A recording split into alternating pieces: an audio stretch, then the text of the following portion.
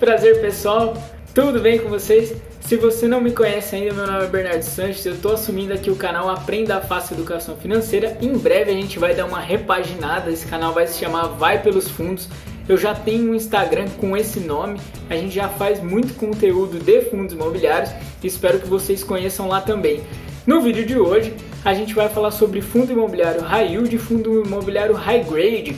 Essa diferenciação que é muito importante de você saber, você conseguir distinguir, até porque muitas vezes a gente se apega só no rendimento, só na taxa, né? Só no dividend yield, quando na verdade a diferenciação desses fundos é muito mais profunda, tá no tipo de operação, no tipo de garantia, no segmento que eles atuam. Então a gente vai tentar fazer essa diferenciação para deixar tudo mais claro. Eu pensei dois fundos, o KNCR11 e o RPR11, como representantes de cada uma das categorias. Espero que consiga deixar isso bem claro para vocês. Sem mais demora, pessoal, vamos tentar enxergar a diferenciação de um fundo High Grade e um fundo High Yield. Eu sei que muita gente faz confusão. Muita gente ainda tem dificuldade para discernir o que é um fundo High Yield, por que ele é High Yield, o que é um fundo High Grade, onde que eu consigo observar na carteira, olhando para o relatório gerencial do fundo que ele é um High Grade. Então vamos tentar destrinchar isso, tornar isso muito mais claro. Eu peguei dois fundos aqui de referência, o KNCR11 representando os High Grade, o RPR11 representando os High Yield, mas eu nem precisava falar, nem precisava adiantar. A gente vai dar uma olhada nos indicativos e vai ver que eles são muito distintos e por isso eles estão enquadrados cada um numa categoria. Só para a gente fazer uma introdução, o KNCR11 administrado pela Intrag, gestão da Kinea, o RPR11 administrado pela Vortex DTVM, gestão da Urca Gestão de Recursos. Mandato e segmento, títulos e valores imobiliários, então são os famosos fundos de papel. Eles investem basicamente nesses títulos de crédito voltados para o setor imobiliário, basicamente os CRIs, né, os certificados de recebíveis imobiliários, e ambos com gestão ativa da carteira. Pegando os dados aí do KNCR11, é um fundo bilionário, né, tem 3,8 bilhões de patrimônio líquido, um valor de mercado 3,4 bilhões, que dá um PVP de 0,9. Como a maior parte dos fundos High Grade, ele vem sofrendo aí um pouquinho, tem um deságio na cota, e ele tem um indicador aí de 3,9 milhões de reais de volume negociado por dia. É o terceiro fundo dentro do IFIX e tem uma participação no índice de 3,8%, uma participação bastante relevante. São 69.288 cotistas e ele se iniciou lá em 15 de outubro de 2012. Já o RPR11 se iniciou agora em 5 de dezembro de 2019, então é um fundo que recém fez um ano,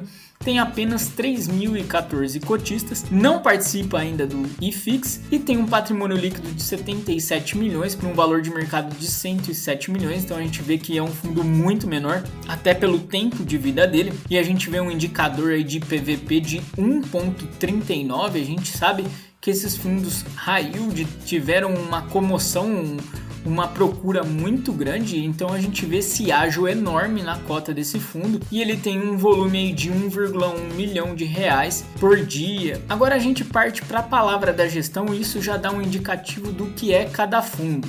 No KNCR11, lá no relatório gerencial de janeiro, o gestor diz o seguinte pra gente: o KNCR tem como objetivo o investimento numa carteira de CRI de baixo risco, com remuneração pós-fixada, atrelada à taxa DI, mais prêmio de risco. Já o RPR11 fala pra gente: o Urca Prime Renda é um fundo imobiliário com foco na compra de CRI pulverizado de empreendimentos imobiliários residenciais, loteamento, prédio e casa. Então, pessoal, aqui a gente já consegue ter a primeira diferenciação. O KNCR é um fundo que procura entregar a Selic mais um prêmio de risco. Como ele tem esse foco, que é basicamente entregar a taxa básica de juros mais um pequeno spread, a gente já vê que é um fundo voltado para a segurança. Não adianta esperar desse fundo uma entrega de rendimento muito elevada, muito explosiva. Já o Urca, a gente vê que não, que ele é voltado para crédito pulverizado, que são aqueles contratos feitos com uma base imensa de devedores que estão ali pagando por um loteamento,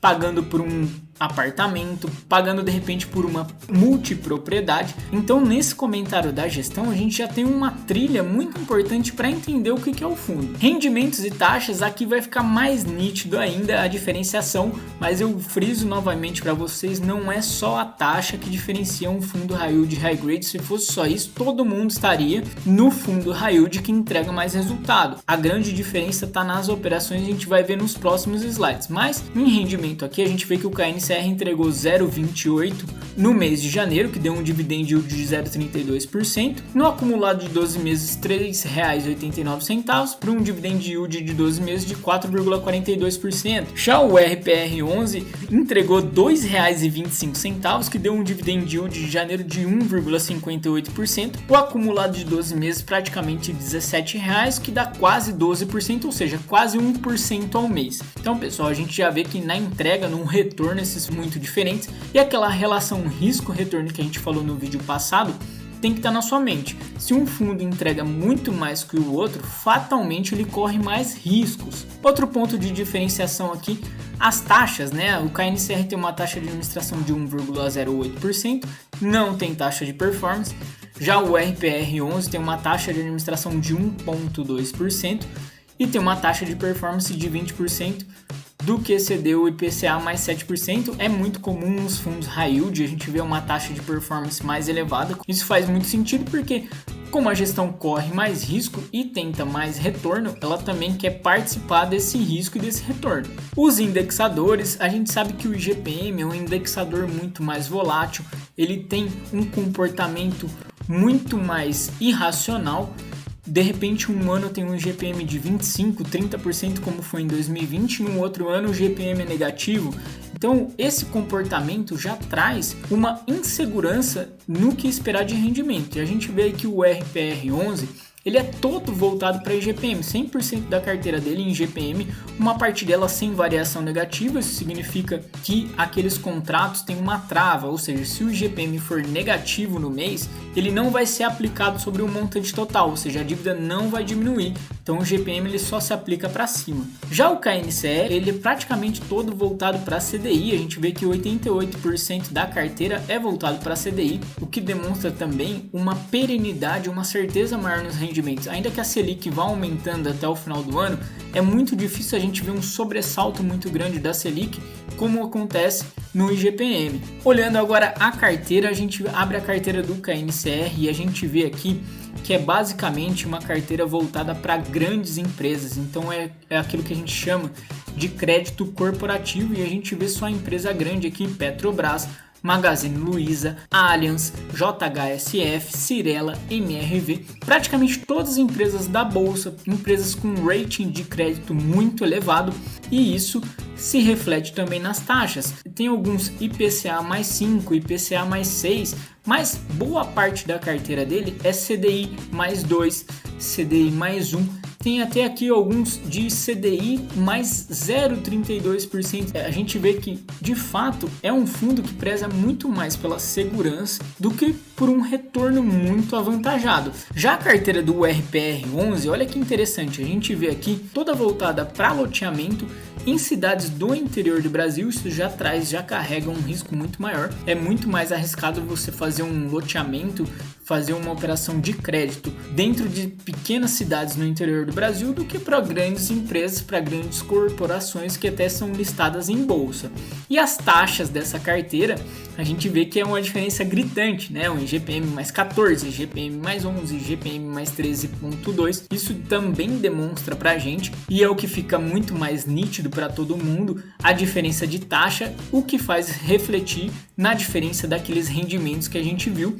Mas a gente tem que entender que isso carrega um risco. E olha que interessante, a gente vê aqui que dentro dessa carteira o fundo traz a questão de inadimplência e questão de razão PMT. Razão PMT significa o tanto de dinheiro que está passando pela conta daquele fluxo de recebíveis, daquele loteamento, daquela multipropriedade, o quanto que entra de dinheiro e o quanto que chega para o CRI. No caso aqui, uma razão PMT 182% significa que de cada R$182 que estão entrando na conta da securitizadora referente a essa operação, R$100 vão para o CRI e os outros 82% são uma margem, ou seja, se tem uma inadimplência, se tem algum problema nessa carteira, esse montante adicional cobre qualquer inadimplência, cobre qualquer dívida que não foi paga. E a gente vê até que todos têm inadimplência, 4.6, 2.2, tem até um CRI aqui com uma inadimplência grande, quase 14%, mais uma razão PMT de 228%. Agora, partindo para as garantias das operações, é muito comum nos fundos high grade não ter uma estruturação de garantia muito robusta. Por quê?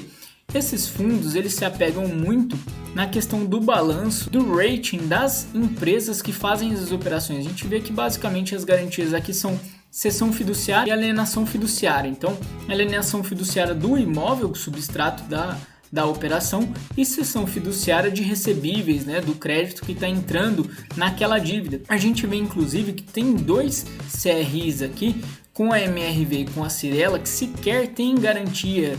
Então eles se apegam somente no risco corporativo da empresa. Confesso para vocês que eu não gosto muito disso. Eu acho que quando a gente vem para o segmento de fundos imobiliários, a gente gosta de ter o viés imobiliário, mesmo que seja um fundo de papel, que pelo menos tenha a garantia de um imóvel. Então eu não gosto muito dessa falta de garantia real, mas isso é bem comum em alguns fundos high grade, em razão do que a gente já tem falado, de ser uma estruturação muito mais segura, com empresas muito maiores, com risco de crédito muito menor. Já as operações do RPR11, olha que interessante, a gente vê que em todas tem uma estruturação de garantia muito robusta. Cessão fiduciária dos recebíveis dos lotes vendidos e do estoque, alienação fiduciária das cotas da SPE, que é proprietária lá do empreendimento, fundo de obra de 100% do custo remanescente, fundo de reserva, aval dos sócios, aval da pessoa jurídica. Então é uma estrutura muito mais robusta, muito mais complexa. Por quê? Porque isso aqui é a forma do fundo imobiliário mitigar o risco de crédito que existe.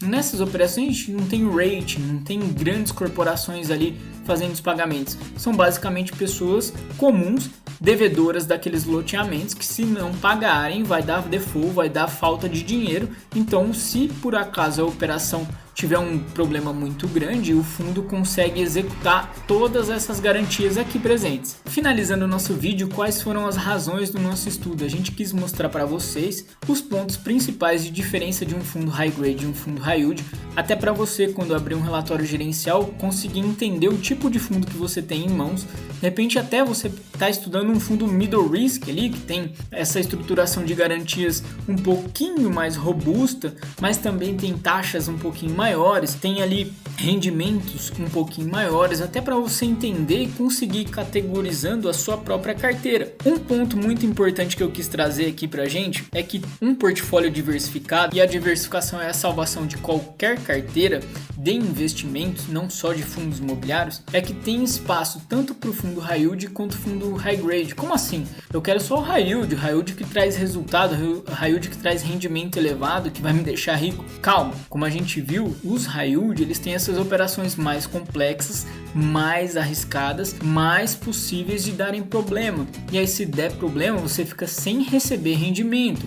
Então o high grade ele tem essa função de perenidade, de segurança, de tranquilidade de recebimento dos rendimentos para você no futuro. Dentro disso, faz sentido a gente falar sempre nessa relação de risco-retorno. Não adianta a gente esperar mais retorno, mais rendimento de um fundo que tem operações mais seguras. E o contrário também é verdadeiro. Não adianta a gente olhar um fundo que tem um retorno, um rendimento super elevado, um dividend yield explodindo e esperar que ele tenha as operações mais seguras, mais tranquilas ali dentro. Outro ponto que eu acho legal você pensar é ter uma carteira descorrelacionada. O que isso significa?